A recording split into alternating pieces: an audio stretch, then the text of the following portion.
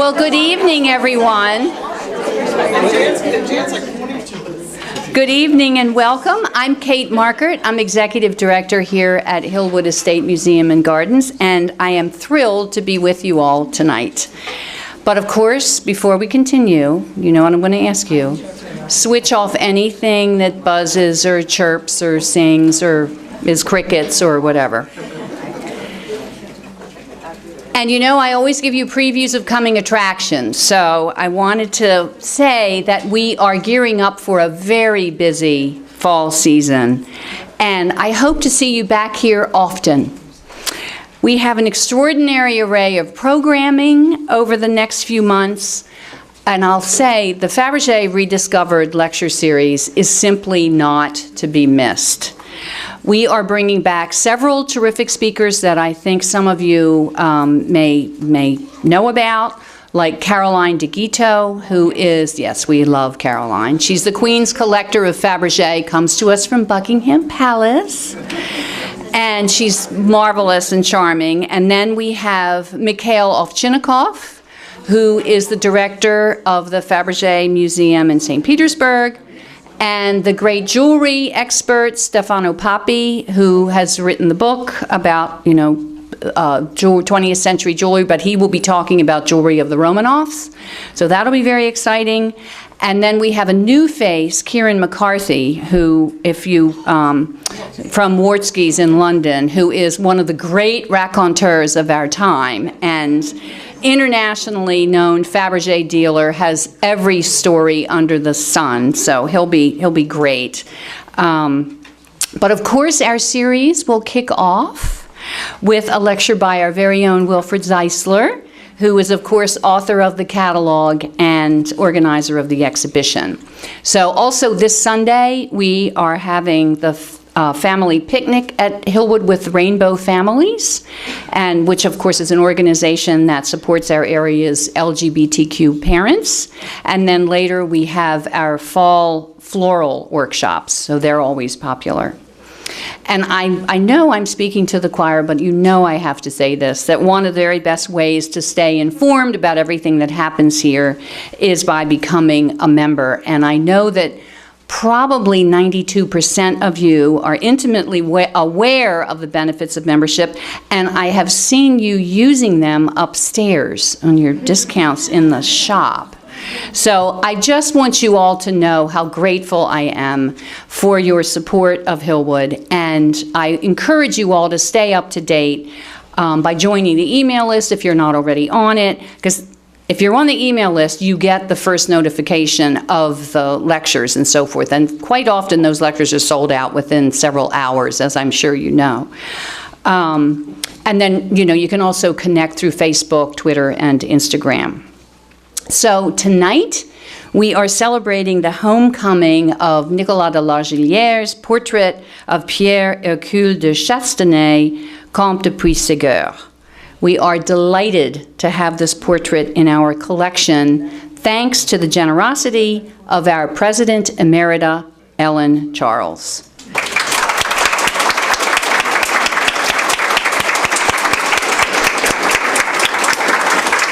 Ellen, we are all so grateful that you brought him home to us. My pleasure.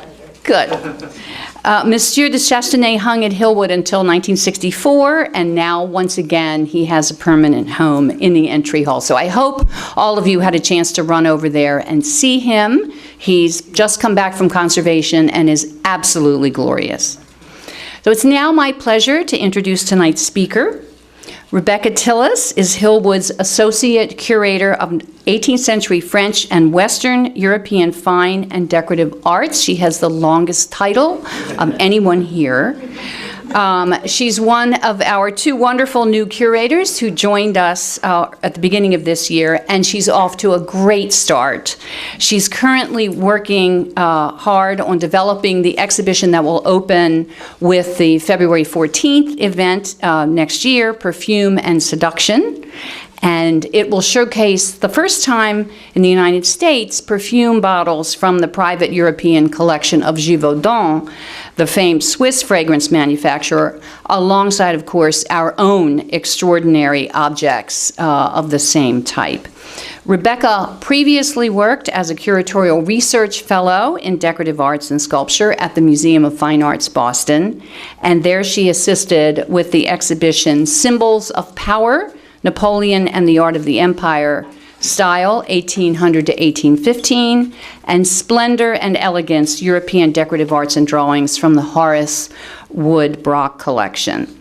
Rebecca holds a BA in French and French Cultural Studies from Wesley College, an MA in Decorative Arts from the Bard Graduate Center in New York, and studied at the École du Louvre in Paris. She's currently a PhD candidate in art history at the University of Sussex in England, and her dissertation focuses on the collection and collecting partnership of George and Florence Blumenthal in New York and France. So please join me in welcoming Rebecca Tillis.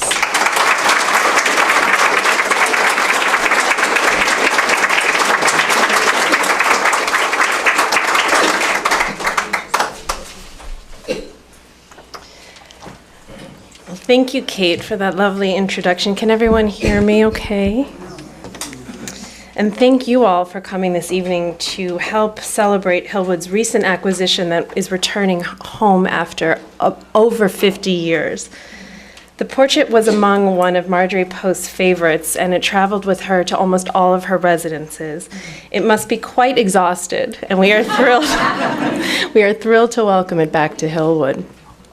Tonight, I would like to share with you the history of this new acquisition, its purchase, display, and dispersal by Marjorie Post, as well as determine how the painting relates to her collection of 18th century French portraiture by placing it in context with other highlights from the collection.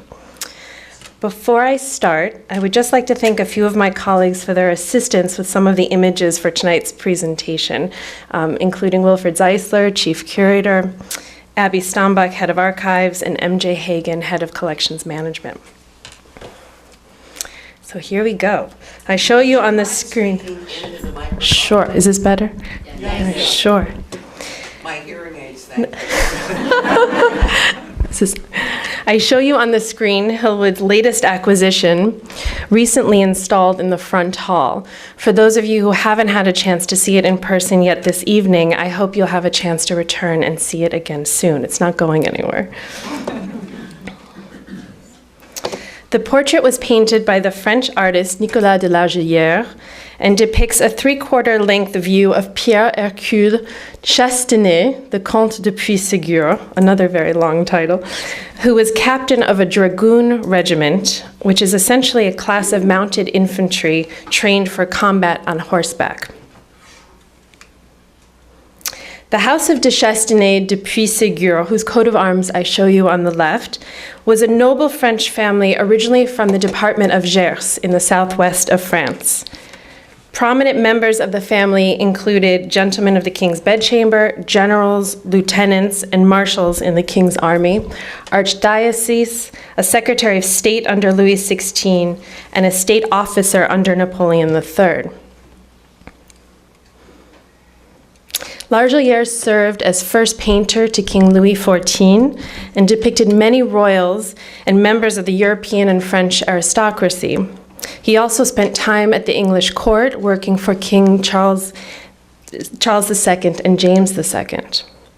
In Largillierre's portraiture, subjects are elegantly integrated into indoor or outdoor settings, and the artist often relied on flurries of drapery, as you see very well in our painting, and lively poses that dramatize his characterizations of them. He was known to have painted his portraits quickly with little or no preparation, and executed 1,500 portraits during his career, which was an enormous output for the time. As I realized recently, he lived to be 90 years old, which might explain why he was so prolific. The Count is depicted here in civil costume rather than in military armor, wearing a white shirt with lace collar, which you can see here, and sleeve, tied loosely with a pink ribbon. Underneath a long coat with shimmering gold embroidery, topped by a green velvet cloak with gold brocade and red and metallic thread. Set against a backdrop flanked by a red velvet curtain, which you can see here, trimmed with gold lining, and a column on the right framing him, which are all characteristic elements of Largilliere's painting in the latter part of his career. Following the Régence period, it became fashionable to be portrayed as an intellectual in a relaxed setting in artistic clothing away from the court etiquette of Versailles. The portrait was commissioned in 1726 in honor of his wedding to Jacquette de Pagès de Beaufort, who you see here on the right. They were married on January 30th, 1726. Wouldn't it be lovely to reunite them one day? The painting on the right, the painting on the right was formerly in the collection of the Baltimore Museum of Art and was sadly deaccessioned and sold at auction in 2008. If anyone knows where it is, please let us know. So of course you see that this jest of his hand is actually pointing to his wife. They're a lovely couple. There has been some confusion, however, in the past in regards to both the name and noble title of the male and female wedding portraits. In recent literature and sale catalogs, the male portrait has incorrectly been identified as a member of another branch of the same family, Jacques-François de Chastenet, the Marquis of Puysegur, who was a marshal of France under Louis XV. The Largillierre portrait of the Comte de Puysegur and his wife were first documented in France in 1902 at the Paris sale of the Polish Count Leon Minchik, which you see on the screen, who was a collector of Old Master paintings and 18th century works of art, in which the title of the male portrait is simply listed here, lot 57, as Portrait de M. Monsieur de Puysegur. Marjorie Post acquired the Largillierre portrait at auction in New York in February 1922. And as you can see from the sale catalog, which I show you at the right, the Largillierre portrait is listed Portrait of a Gentleman. And what is so fascinating about this page is we have her handwritten notes indicating that she paid $8,000 for the portrait, but was actually willing to bid up to 10. Why I find this so fascinating is it demonstrates her direct involvement with acquiring works of art in her collection. In the initial version of the catalog of the collection that Marjorie Post began to assemble in 1924, the Largillierre painting was again identified as Portrait of a Gentleman, and it was also listed as an exceptionally fine example by Wildenstein and Company, which you see on the right. In the final version of the catalog from 1937, the portrait is now correctly listed as the Comte de Puysegur, which you see on the right. And next to the entry is Marjorie's handwritten note to Madame Barzin. I'm sorry this is hard to see, but I promise you it's there.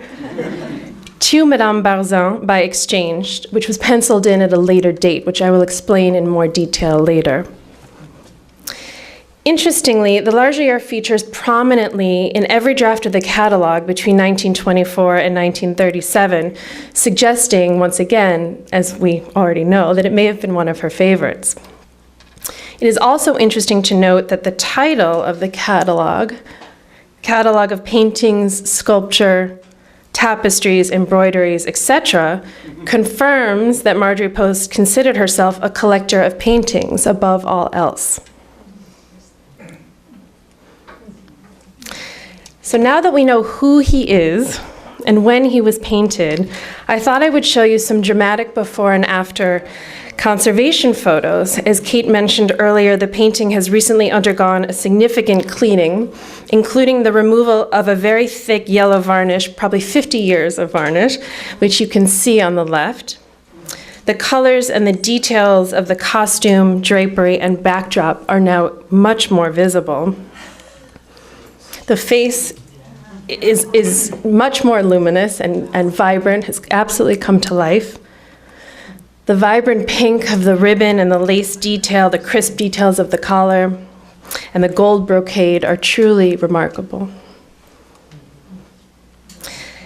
The details of the red velvet curtain with the gold trim, much more crisp.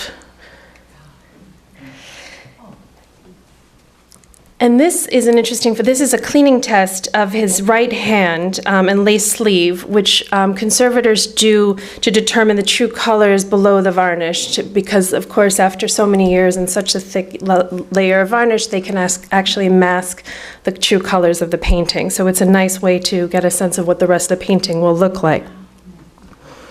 And here are some lovely details of the gold embroidered coat, which actually may have been embroidered with some sequins, which you don't really get the same impression of before conservation. The carved and gilt wood frame has also been cleaned and conserved, including the removal of any tarnish and overpaint, and any loose and lifting gilding and ornament were consolidated, and small losses were filled. And this is probably a frame that dates, I would say, to the 19th century. Maybe not original to the painting itself, but definitely original to Marjorie's time, if not, and much earlier. Marjorie Post initially acquired the Largillierre portrait for her first Manhattan residence, Burden Mansion, at 2 East 92nd Street, which she purchased with Edward Close in 1915, a photo of which I show you on the left. And on the right is actually the earliest known installation photograph of the portrait taken in the library, which you see right here. Taken photographed sometime between 1922 and 1924. Another additional interior photographs of Burden Mansion also reveal that Marjorie Post owned several other large-scale male portraits during the early years of her collecting that primarily hung in the library, in another view which you see on the left, as well as in the dining room, which you see on the right. And many, unfortunately, were sadly donated to South Plains College in Texas between 1965 and 1973. We know where they are, though. They seem to be fine, so. Following the demolition of Burden Mansion in 1924 and the development of a 14-story apartment building on the corner of 5th Avenue and 92nd Street, Marjorie replicated the interiors of the former mansion on the top 3 floors, retaining a private residence at 2 East 92nd Street. Salvaging the library paneling from Burden Mansion, she recreated a nearly identical interior in the new apartment, once again rehanging the Largillierre on the same wall, as you can see this view of it here and this view of it here. These photographs, again, were taken sometime between 1929 and 1935. After leaving the New York apartment in 1941, Marjorie Post moved the Largillierre portrait to Washington, D.C., where it was installed in the entry hall of her Tregarron estate, where she and Joe Davies lived between 1941 and 1955, prior to her purchase at Hillwood. And here you see it right there. The Largillierre portrait subsequently returned to New York by 1955, when it was listed in the appraisal of Marjorie's residence at the Ambassador Hotel, which you see on the left, and a copy of the appraisal, which I show you on the right. She rented this residence immediately following the apartment at 2 East 92nd Street. According to the appraisal, which you see on the right, the Largillierre was the only painting listed in the dining room at the Ambassador. Between 1955 and 1957, the Largillierre portrait was transferred back to Washington, D.C., and installed in the dining room of Marjorie Post's residence at the Shoreham Hotel, where she lived during the renovation period of Hillwood. So you can see it's been very busy, back and forth. And these are photos you might recognize. By 1957, the Largillierre was installed in the entryway here at Hillwood, which you see there, and then in the 1960s moved upstairs to the second floor hall, which you see on the right. In November 1964, Marjorie Post sent the Largillierre portrait to her daughter Eleanor in Paris, where it was installed in the dining room of her residence at 53 Rue du Monceau, the facade of which I show you on the right. And here is a photo of the Largillierre hanging in the dining room of Eleanor's residence in Paris, where it remained until it was sold at auction last December.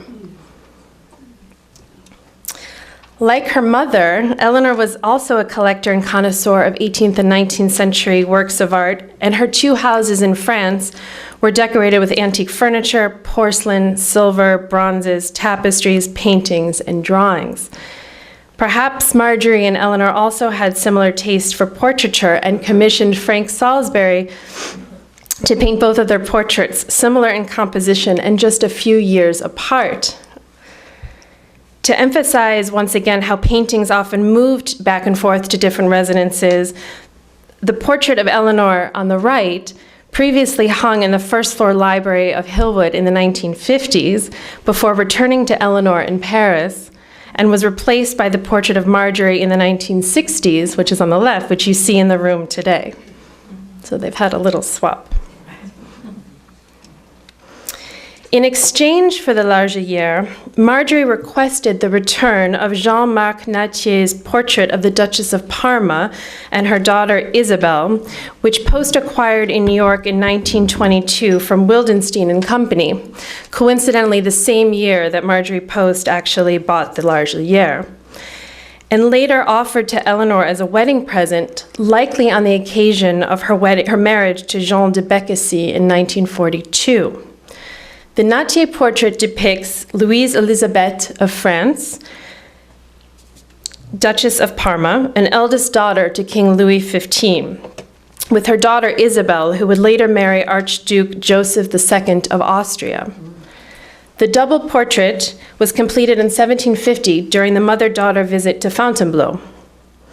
Natier was one of the leading creators of the Rococo style in portraiture, and was considered one of the most fashionable painters at the time for members of high society. Following its acquisition by Marjorie Post in 1922 and before traveling to Eleanor in Europe, the Natier portrait was prominently installed in both drawing rooms of Marjorie's New York residences. First at Burton Mansion, which you see hanging to the right of the window, then by 1925 in the apartment at 2 East 92nd Street, which I show you on the right, photographed sometime between 1929 and 1935. This pointer's not, which is right, you see it right here. The Natier portrait was subsequently installed in the drawing room of Marjorie's Georgian-style mansion on Foxhall Road that she and Joe Davies rented between 1940 and 1942 upon their return to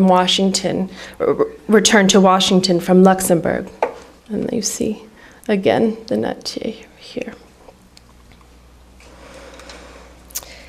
Marjorie Post may have been particularly fond of the painter Natier and was given a second portrait by the artist as a Christmas present from her daughters Adelaide and Eleanor that hung in the drawing room of the American Embassy in Luxembourg during the period when Joe Davies served as ambassador to Belgium, between 1938 and 39. On the right, Marjorie's handwritten note, which you see here, identifies the gift. This quote, "This magnificent Natier is my Christmas present from Adelaide and Eleanor. I am so very proud with it." Natier was also well known for his mythological paintings, and the subject of this second Natier portrait in Marjorie Post's collection is attributed to Madame de Maintenon, mistress to Louis XIV, depicted as Diana the Huntress, dressed in a white gown with red drapery, holding an arrow, with Cupid leaning over his shoulder. Upon her return from Belgium, Marjorie Post installed the portrait of Diana in her Foxhall residence, followed by her Treguerin estate. She ultimately donated the portrait to the Corcoran Gallery in 1953, for which she was made a fellow in the association. The painting, unfortunately, was later deaccessioned by the Corcoran and sold at auction in 1979. Its present whereabouts are unknown. So again, a plea, if anyone knows where it is, please let us know. Another example illustrating Marjorie Post's taste for portraiture is this portrait of a lady, which has remained somewhat of a mystery since its acquisition by Marjorie Post around 1925. From the time of its acquisition, the painting has been attributed to both French court painters Nicolas de Largillierre and François de Troyes. And the subject has been associated with the Marquise de Lafayette, wife of the renowned French military officer. The portrait was initially installed above the mantel in the dining room of Marjorie Post's New York apartment, a photo of which you see on the screen here, taken sometime between 1929 and 1935. And was subsequently transferred to Washington, D.C. in 1941 and installed above the mantelpiece in the drawing room at Tregerin, shown at left, where it remained until 1955. On the right, I show you a portrait of Marjorie Post and Joe Davies in front of the portrait at Tregerin, taken probably during the war in the 1940s. Thanks to the help of Ariane James Sarrazin, adjunct director of the Musée des Invalides in Paris, I am pleased to confirm that this portrait has now been definitively attributed to the Baroque painter Hyacinthe Rigaud, official court painter to Louis XIV, and was completed about 1710. It has been identified as a Rigaud by the specific choreography of the seated pose of the lady with a dog in her lap that was used repeatedly by the artist. The female subject is not the Marquise de Lafayette, but likely a well-known actress of the period, demonstrated by the accessories that she is holding, including the fan and the feathers in her hair. Her open corsage, which you see on the left, also suggests that she was likely not an aristocrat. The convincing attribution to Rigaud is also due to other similar examples by the artist, including the Princesse de Conti on the left, conserved in a private American collection and completed in 1706. As well as the Duchess of Mantua on the right, presently conserved at Marble House in Newport, Rhode Island. Portraits of the Duke and Duchess of Mantua were commissioned in 1705 and completed by Rigaud in 1709, following the Duke's death in 1708. This precise chronology helps date Hillwood's painting to about 1710. And as you can see in both paintings, the females depict a nearly identical pose. They're holding an identical dog, wearing a nearly identical dress, and have an identical backdrop as to Hillwood's painting. The rare survival of Rigaud's drawing of the Duchess of Mantua, which you see on the left on blue paper, which is conserved today at the Albertina Museum in Vienna, also helps place Hillwood's portrait chronologically, since we know that the drawing on the left was executed after the completed painting in 1709, again reinforcing the date of Hillwood's portrait to about 1710. Another example of Marjorie's taste for portraiture is the portrait of an identified seated woman in Turkish costume, signed by Louis-Michel Venlot and dated 1758. Similar to the Rigaud, the subject of this painting has also remained somewhat of a mystery since its acquisition by Marjorie Post in 1955. At the time of its acquisition, the female subject was attributed to the Comtesse de Provence, sister-in-law to King Louis XVI. However, this attribution was later dismissed, as the Comtesse de Provence would have only been 5 years old when this painting was completed. As you can see, the woman is wearing a white silk dress with gold stripes and pink roses, a gold belt set with red, green, and blue stones and pearls, a red cloak with an ermine collar and lining, as well as a pearl and feather ornament in her hair and a two-stranded pearl choker and matching bracelets. Van Loo painted a number of portraits of women in Turkish dress, which was all the rage amongst the aristocracy during the mid-18th century, including this portrait of the Marquise of Monclus, which I show you on the left, whose present whereabouts are unknown. Similar to Hillwood's painting, the Marquise is wearing a nearly identical velvet coat trimmed with ermine, gold embroidery, and ornamental accessories, including a pearl and feather hair ornament and beaded belt. This might suggest that Van Loo may have owned these fashion elements and reused them in his studio.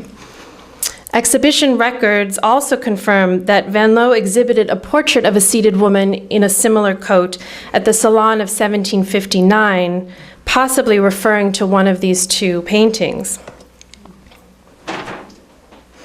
Van Loo also made a number of portraits between 1758 and 1765 depicting noblewomen as muses, including Mademoiselle Geneviève de Malboisière as Melpomene, muse of tragedy, which you see on the right, wearing a similar double-stranded pearl necklace, hair ornament with pearls and feathers, and with this cascading embroidery from her hair, and the similar red cloak.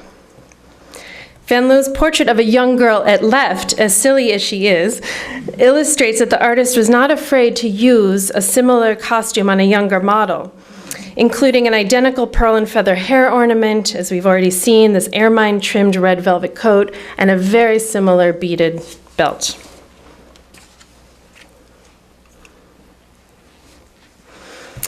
As we have seen, Marjorie Post frequently moved paintings in her collection to many different residences and often gifted artworks to members of the family. This was the case of the Largillierre painting in exchange for the return of the Natier, which we looked at earlier. Hillwood's curators have been eager to welcome back the Largillierre to the collection since the 1980s. In 1984, former curator Katrina Taylor stated that, quote, "The return of this Natier painting would add to the interest of the collection at Hillwood," end quote. Having now returned to the front hall, the Comte de Puysegur is once again surrounded by lovely ladies. It has been tremendously exciting and rewarding to be part of a team that has helped bring such a beloved portrait back to Hillwood. It was also incredibly thrilling to be sitting next to Ellen Charles in the sale room during the bidding, as she was bidding for the painting. I thought I would end with this photo souvenir following the sale of the collection of Eleanor Close Post in Paris last December with the Sotheby's team and Ellen Charles, who helped make this acquisition possible. Thank you.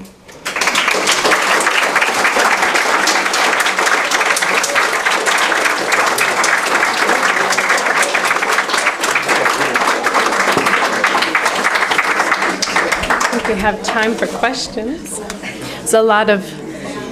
It's a complicated story with a lot of back and forth. So if you have any questions, happy to take some. Yes. May I just quickly ask, possibly, how many paintings, depending on budgets and everything else, over the years, do you normally try to collect over a period of a year that you have your eye on? I think you probably watch these things, depending on where they may be located, if you know where they are, for instance.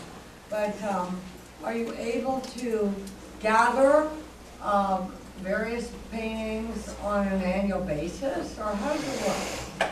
Well, I think, could everyone hear the question? It's how do we gather information on an annual basis, pieces that were formerly in the collection, and how do we bring them back if we find them? Is that a summary? This was a rare example of an estate sale of Eleanor's, and we were able to, arrived just to sort of after the sale at Hillwood, but I was lucky enough to be in Paris with Ellen Charles. But Wilfried Zeisler and the curatorial team were able to do a tremendous amount of research for this sale to determine, of all the pieces that we knew were at Hillwood, what were the most important for the collection, and I don't think, we knew actually at the beginning of how many residences the Largillierre has actually traveled to. I think in doing more additional research since the sale have we come to realize how important this painting actually was to Marjorie and to the history. Is the paperwork on the back of the painting to some extent or not? I've heard this, but I don't know. I've never bought something at auction, so I don't know. The paperwork, identifying it to Hillwood? No, it's not, no. No, this was research that the curatorial team, through our archives, this is sort of what we do and what we're trained to do by looking at old photographs, by looking at provenance information, by looking at object. We have a files of things that aren't in Hillwood or not in the collection anymore. So it's piecing it together and looking at the whole puzzle to determine when she acquired it, but it was only in tracing the history and the residences and looking at old photographs that you can really piece more of the puzzle together. And it's thanks to our archives that tell that story. I don't know if I answered your question. Well, I would just say it's incredibly rare that we would buy this. It's not like every year we have a whole bunch of pictures we buy. Not at all.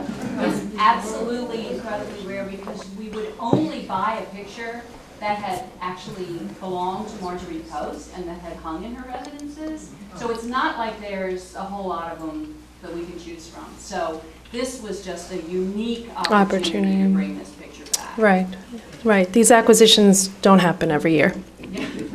Or every decade. Right. Why would there be varnish on the Well, painting? it's a good question. Think about smoke, cigarette smoke, think about pollution, think about... Pollution and cigarettes. Exactly, mostly. And when you think about, when this painting was acquired in the 20s and where it traveled and maybe, the amount of smoke and pollution that it was exposed to. But this was a particularly thick, I would say, thick layer of yellow varnish, which, it was also revarnished at a period of time during, it's had some past conservation work, so it's sort of peeling back the layers. Yes? I think that the painting looks absolutely beautiful. I was a docent here starting in the middle 70s for 19 years, and now I'm on the board. So I've watched a lot of things come and go, and mainly come back, but it's extraordinarily beautiful. And I took a good look at it this afternoon, and I have a question in terms of curatorial impact. When I stood back from the painting, the velvet absolutely popped off the canvas, and I kept looking to the right and the left, and the bronze sculpture that is just below it is right in the middle of it. Now, I'm probably going to ruffle some feathers. No, you're not. No. But it's not the first time. We can go back to the installation photo. Oh, here. It pops up right into where that beautiful gold embroidery is on the brown fabric that you can't even see in the pre-restoration photograph. Put the three objects for a short period of time with a comment saying, everybody understands this is not the way it was at Hillwood, but for the benefit of viewing this beautifully restored painting. Wilfred, do you want to answer that? I think you bring up a good point. I mean, we had this. We commented actually, sort of during the installation, how much nicer it would look without some of the bronzes, and how actually, I'm sorry to say, I think Wilfred might agree, that the bronzes are actually too large for these commodes anyway. But they're too large for the Largillierre. This painting is smaller than the Rigaud portrait that was there before, which is now hanging just opposite. It actually, I think, in general, balances out the Van Loo painting to the above the other commode quite nicely, but we do have objects on all three commodes that are in that sort of section of the front hall, and that is how Marjorie used her sculpture and decorative arts on the pieces of furniture. It would be lovely to see the bronzes in a sculpture gallery or in another context and not overlapping the paintings. We can, yes. Speak about it. Well, yeah. The height. It was important that we hung this painting. It was important because this painting was smaller than the Rigaud that was hanging on the wall before it, that the line match up to the Van Loo portrait on the other side of the doorway. So that's why it's hanging at this height. Yes. Rebecca, you mentioned in the talk about a couple of the paintings that you now don't know where they are because they were deaccessioned. How is it that they don't have the paperwork when they were deaccessioned? Well, we don't, because they left the collection and then they were sold, let's say, given like that second Nattier that was given to the Corcoran and then sold at auction. Well, in order to trace the location of a painting like that, we would have to contact the auction house and hope that they might write to the current owners on our behalf and put us in touch, or that's how you find where a painting is today. But once it left Hillwood, and you could see how many that particular Nattier did travel to many different residences. Once it was given away to a museum, and also the pendant portrait of Largilliere's wife, once it's deaccessioned from a museum, the trail sort of, you have to track it down. It's not that easy. I'm saying, wouldn't the place that deaccession? No, they will. If they sell it at auction, they don't know who buy. No one knows who buys where it ends up. That's the auction house. That is the sole. For an intellectual reason, like.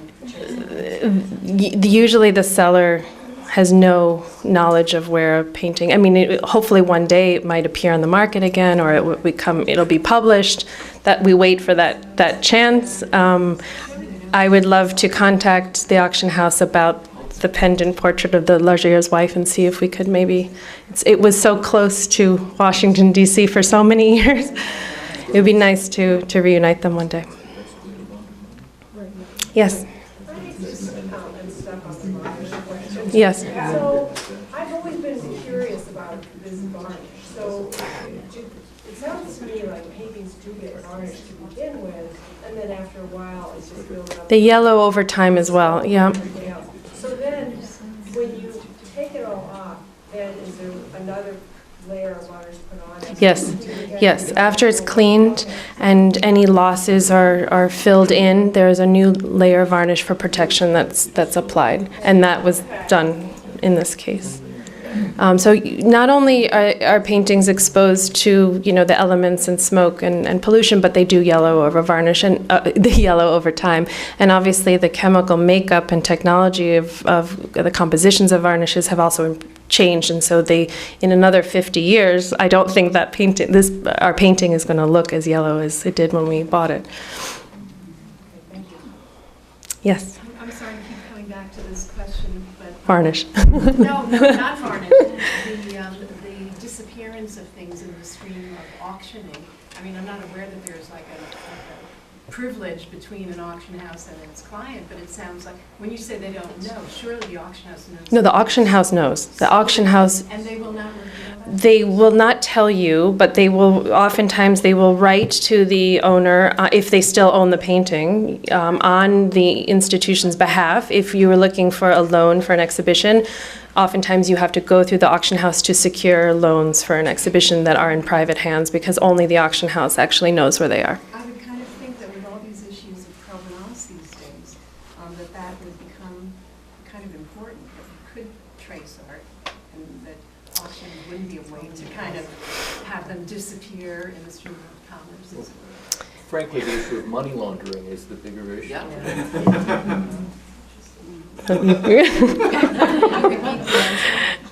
That Kent said is money. Well,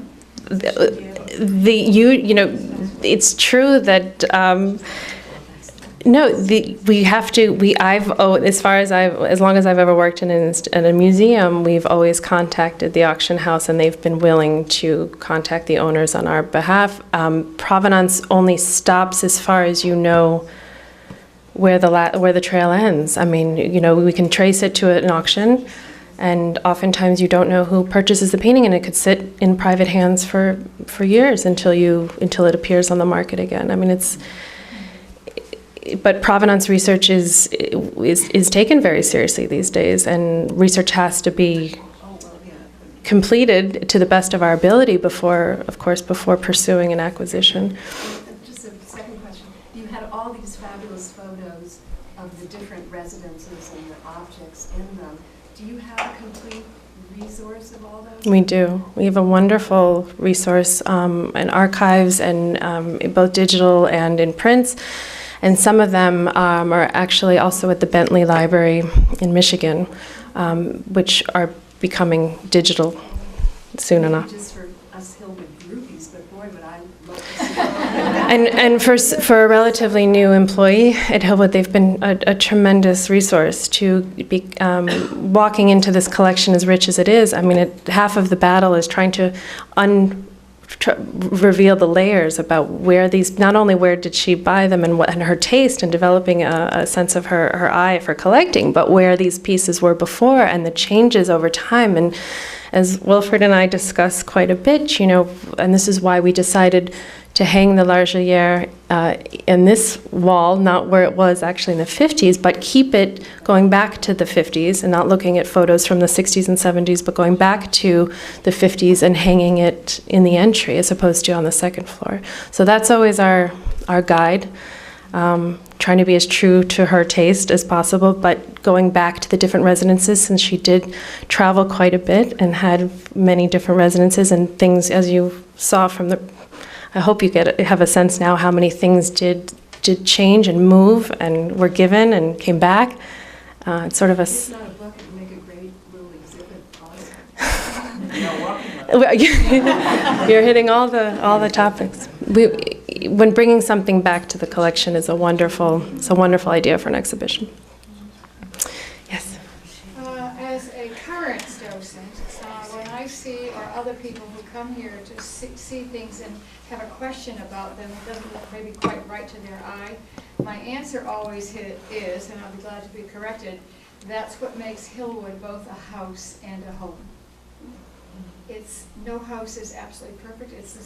I would hope that it's what reflects the wishes of the owner, and that's my answer. Is that correct? I think that's correct. I mean, as many of you may know, she between 1955 and 1957, when Marjorie Post was doing the renovations of Hillwood, knowing that this was going to be, a museum collection open to the public at some point after her death, those considerations were very much in mind, and choices were made in terms of casework and the way things were arranged. And that did change over the decades during her lifetime that she lived at Hillwood, but that was very much, I think, the aim. And her collection evolved very much, over the years, but you can really see, I think, by looking at some of the earlier photographs from the 20s and into the 40s and 50s, how there is somewhat of a common arrangement. Well, I think it's always fun to see these pictures over the years about how she takes the same paintings and how they move around. And I mean, most of them are still in the house, and so, it's kind of almost a game to see where she put it, Exactly. But as far as the Largillierre, and I don't know this for an absolute fact, but I have to think about Aunt Eleanor saying to me, "Mother is an Indian giver." And she traded, she's now thinking about Hillwood as a museum, so the gifts she has given Aunt Eleanor, she's thinking that what does she want back? The should be back here, and the Largillierre could go to Aunt Eleanor. The biggest Indian giving out was the Marie Antoinette diamond earrings. So she wasn't using the microphone. Could you please summarize? Sure. Well, that Eleanor actually has been quoted as saying about her mother that she was an Indian giver, and that she would sort of, really in thinking about what was best for the collection and the museum in mind, giving, but also in exchange for, as we saw with the Largillierre and the Natier, what was important to her to bring back to Hillwood in exchange for. And also in her bedroom over the fireplace is the Douglas Chanteroy, which the family's always felt was the very best portrait of grandmother. And that was given to Aunt Eleanor, and it came back. A portrait in the bedroom, and the mantle over the bedroom was given to Eleanor and also came back. It happened, and the self-portraits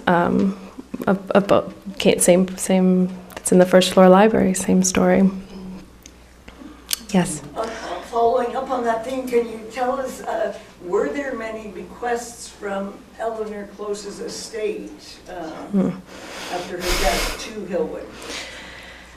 No, this sale, nothing was correct me if I'm wrong, but nothing was given, from that sale, nothing was given to Hillwood. There were gifts before the sale in 2017, during her lifetime, during Eleanor's lifetime, but nothing actually was bequeathed to Hillwood from that. It was all sold at auction. I see. And where did the bulk of her estate wind up? I mean, before the sale, did she make bequests to French institutions?